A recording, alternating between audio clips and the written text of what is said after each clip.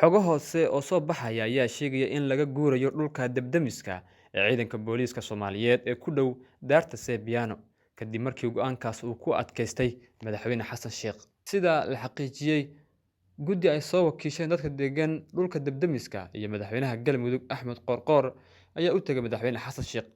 Wadahadal dheer kadib waxaa la sheegay in madaxweyne Xasan Sheekh uu guddigii iyo madaxweynaha Galmudug ku qanciyay in dhulkaas laga guuro si looga hirgeliyo shaqadii debdemiska ee ciidanka booliiska Soomaaliyeed.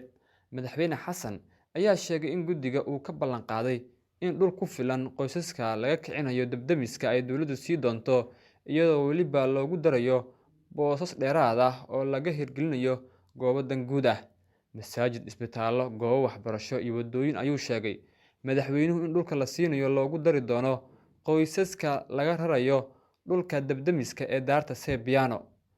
Guddiga iyo madaxweyne Qoorqoor ayaa la sheegay inay ku qanceen qorshaha uu madaxweyne Xasan Sheekh u soo bandhigay ee looga rarayo dhulka debdemiska isla markaana lagu dejinayo dhul cusub. Qoysaska degan dhulkan ayaa u badan beesha Habargadir, waxayna horey u sheegeen inay dagaalamayaan haddii la isku dayo in xoog looga kiciyo dhulkooda, balse dowladda, gaar ahaan taliska booliiska oo iska dhaga tiraya hanjabaadda dadkaasi, ayaa 3 jeer digniin u diray kuna amray inay ka guuraan dhulka debdemiska. Hadda waxaa la sheegay in xiisaddu qabowday oo dowladdu keentay xal ka duwan kii ay dadkani ka cadhoodeen, maadaama ay ku doodayeen 30 sano ayaan degganayn halkaas, ee haddii aan ka guurno halkaan deegaansanaa.